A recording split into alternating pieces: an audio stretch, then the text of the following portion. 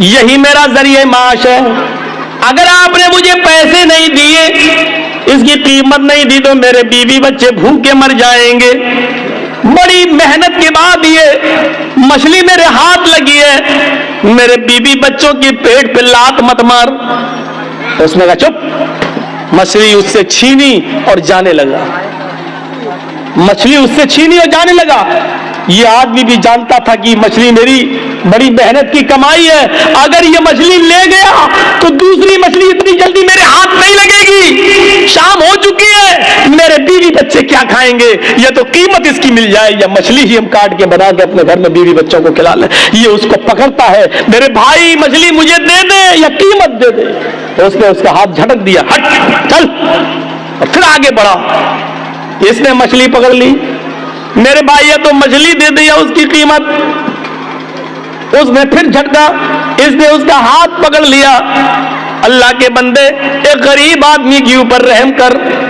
اس نے ہاتھ پکڑا, یہ اس کا ہاتھ چھڑانے لگا.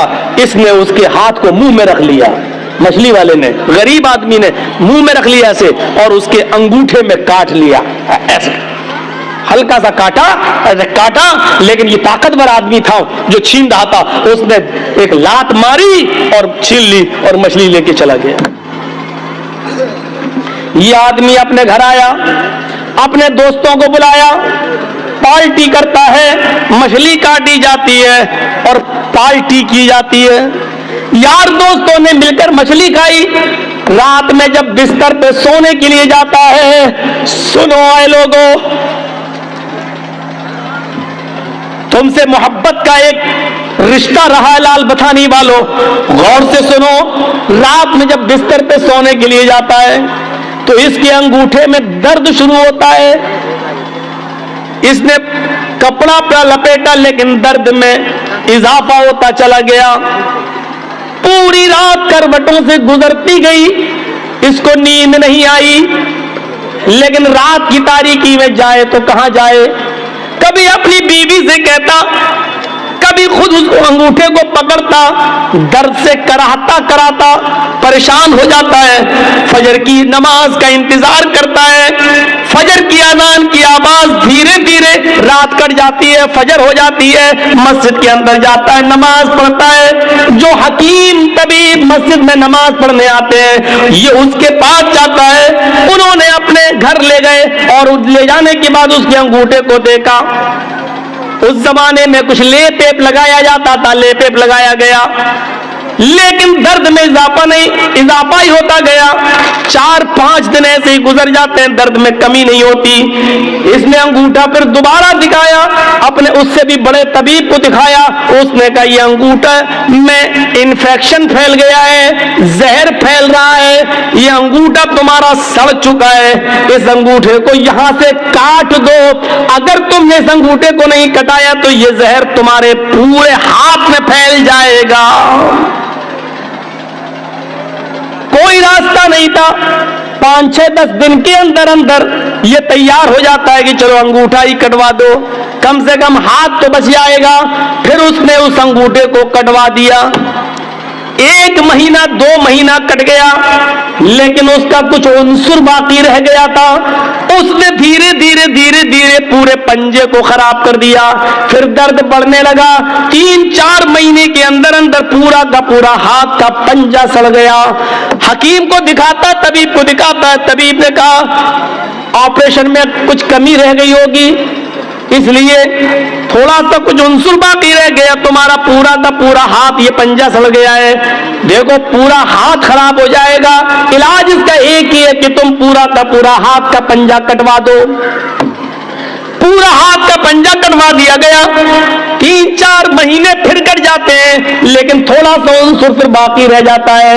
وہ پورا پورا دھیرے دھیرے کلائی تک پھیل جاتا ہے.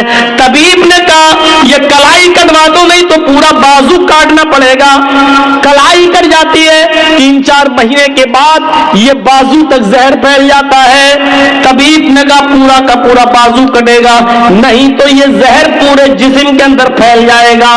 ایک बड़ा हकीम कहने लगा, मैं बार बार तुम्हारा इलाज तो बिल्कुल ठीक कर रहा हूं, लेकिन पता नहीं ये जहर तुम्हारे जिस्म में ऊपर तक कैसे चला जाता है। अच्छा मुझे इस बीमारी की शुरुआत बताओ कैसे होती है। अब हकीम ने कहा, मुझे इस बीमारी की शुरुआत बताओ कहां से हुई। तो उसने कहा, तकरीबन 1 साल 1.5 साल पहले का वाकया है। मैंने गरीब आदमी से एक मछली छीनी थी। यहां तो पता नहीं कितने कितने बीघा जमीनें छीने बैठे हुए हैं, कब्जे किए बैठे हैं। अरे मौलाना साहब, इतनी गहरी बात आपको बताता कौन है? बताता कौन है? अरे कोई जिब्राइल थोड़ी आते हैं मेरे पास, आप ही लोगों में से लोग बताते होंगे। हर जगह का, हर एरिया का आदमी बताते हैं। फोन पे तो और ज्यादा बता देते, मौलाना फला जगह आ रहे हो ना, हाँ वहां ऐसा ऐसा होता है।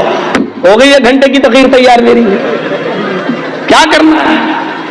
एक मछली, अल्लामा ज़हाबी गौर करो किताबुल कबायर में नकल करते हैं। यहां से मेरी शुरुआत होती है। उस गरीब आदमी ने कहा कि मेरे बीवी बच्चे क्या खाएंगे, या तो इसकी कीमत दे दे या मछली दे दे। लेकिन मैं पावरफुल आदमी था, उसने हिम्मत कैसे की? लेकिन मछली अब छीन रहा था, मैं उससे लेके आया तो उसने मेरा हाथ पकड़ के मुंह में रख लिया। उसने मेरा हाथ काटा।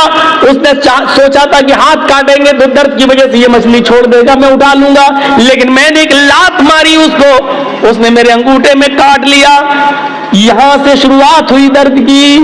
उस हकीम ने कहा, सॉरी ये बाजू तो यहां से कटवा ही दो, लेकिन बाजू काटने के बाद भी अब ये जहर तुम्हारे पूरे जिस्म के अंदर फैलेगा। अब तुम्हारे बचने का कोई रास्ता नहीं है। अगर तुम अपनी जिंदगी चाहते हो, खैर चाहते हो, तो उस गरीब आदमी को ढूंढ लो और तलाश कर लो और उससे जाकर अपनी गलती की माफी मांग लो। अगर उसने तुम्हें माफ कर दिया तो तुम्हारी बीमारी यहीं पर रुक जाएगी, और अगर माफ नहीं किया तो ये जहर अब बाजू कटने के बाद, हाथ कटने के बाद दूसरी जगह फैलेगा, सीने तक फैलेगा, पैरों तक फैलेगा, और एक दिन आएगा कि पूरा का पूरे जिस्म में जहर फैल जाएगा। लिहाजा अगर तुम अपनी जिंदगी बचाना चाहते हो तो उस गरीब आदमी से जाकर माफी मांग लो। ये आदमी शहर की गली गली में ढूंढता हुआ तलाश करता रहा उस गरीब आदमी को। 1 हफ्ते तलाश किया, नहीं मिला। 1 हफ्ते के बाद अचानक उसी हाल में मिला कि वो समंदर से, दरिया से कोई मछली लेकर जा रहा था। इस आदमी ने उसको देखा और पहचान गया, लेकिन वो गरीब आदमी इसको नहीं पहचान पाया। 1.5-2 साल का अरसा गुजर गया, नहीं पहचान पाया। इसने कहा, भाई मुझे पहचाना? कहा नहीं, मैं तुम्हारा मुजरिम। कहा क्या हुआ? मुझे पहले माफ कर दो। अरे भाई हुआ क्या? मैं माफी कैसे, माफ क्या करूं? तुमने गलती क्या की? कहा मैंने गलती क्या की? ये मछली है तुम्हारे हाथ में। हाँ, ऐसे ही 1-1.5 साल पहले कोई मछली थी, मैंने तुमसे वो मछली छीनी थी। तुम मेरे सामने गिड़गिड़ाते रहे कि मेरे बीवी और बच्चों के पास इसके अलावा कोई दूसरा रास्ता नहीं है, लेकिन मैंने तुम्हारी एक न सुनी। तुमने मेरे अंगूठे में काटा था और उसके बाद मैंने लात मारी थी और तुम्हें छोड़ दी, तुम मछली छोड़ दिए थे और मैं लेके चला गया था। उस अंगूठे के बाद फिर मेरा हाल ये हुआ कि उस रात में दर्द हुआ। धीरे धीरे 5-6 दिन के बाद अंगूठा पक गया, अंगूठा काटा गया। फिर ये जहर मेरी पंजे तक पहुंचा, पंजा काटा गया। फिर कलाई तक पहुंचा, कलाई काटी गई। फिर कोहनी तक पहुंचा, कोहनी काटी गई। अब मेरा बाजू भी काट दिया गया। हकीम ने कहा कि जिस गरीब पे तुमने जुल्म किया उसको जब तक माफी नहीं मांगोगे वो तुम्हें माफ नहीं करेगा, तब तक तुम सही नहीं होगे। इसलिए अल्लाह के बंदे मुझे माफ कर दे। उसने कहा मैं सिद्क दिल से, दिल की गहराई से तुझे माफ करता हूं मेरे भाई। मुझे नहीं मालूम था कि मेरी बद्दुआ ऐसा असर करेगी, मेरी बद्दुआ रंग लाएगी। अगर मुझे मालूम होता कि ऐसा हो जाएगा तो मैं तुम्हें कभी बद्दुआ नहीं देता। इस आदमी ने पूछा मेरे भाई क्या तुमने मुझे बद्दुआ दी थी? इस गरीब आदमी ने कहा जब तुम मेरे हाथ से मछली छीन के ले गए, मेरे पेट में एक लात मार गए, मैं यहां बैठ गया, मेरी बीवी और बच्चों के पास उस रात खाने के लिए कुछ नहीं था। जब तक मैं तुम्हें देखता रहा, बद्दुआ देता रहा। आय अल्लाह, इस इंसान ने मेरी बीवी और मेरे बच्चों के पेट पे लात मारी है, और अल्लाह इसको ऐसी सजा दे जो दुनिया के लिए निशान इबरत बन जाए, ऐसी सजा दे जो दुनिया वालों के लिए मकाम इबरत बन जाए। मेरे भाई, मुझे क्या मालूम था, उस दिन तो गुस्से में निकल गई, लेकिन मुझे मालूम नहीं था कि अल्लाह रब्बुल आलमीन कबूल कर लेगा। सुनो, ये होती है मजलूम की बद्दुआ का असर। इसीलिए अल्लाह के नबी सल्लल्लाहु अलैहि वसल्लम ने कहा था, इत्तकी दावतल मजलूम, मजलूम की बद्दुआ से बचना। इसलिए कि मजलूम जब कोई बद्दुआ देता है तो उस बद्दुआ को आसमान के पर्दे भी रोक नहीं पाते, सातों आसमान के दरवाजे उसके लिए खुल जाते हैं।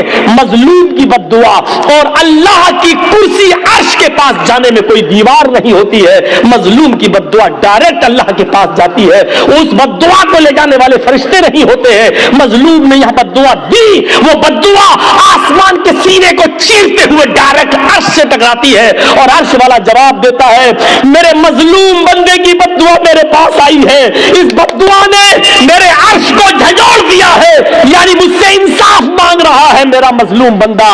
अब मैं ऐसा इंसाफ दूंगा उस मजलूम बंदे को जो दुनिया के लिए निशाने इबरत बन जाएगा। मेरे भाइयों, जहां सारे लोग सच्चा फैसला करने से काफिर रहे, वहां अल्लाह रब्बुल आलमीन का फैसला फिर सामने आता है।